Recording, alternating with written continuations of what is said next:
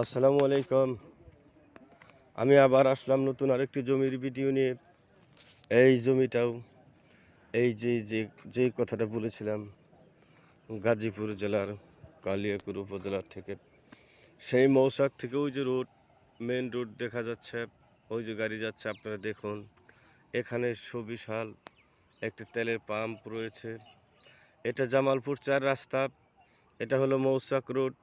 ওইটা হচ্ছেন আপনার সেই বুড়িবাড়ি, সিনাবর এবং চান্দরা হয়ে যাওয়া যায়।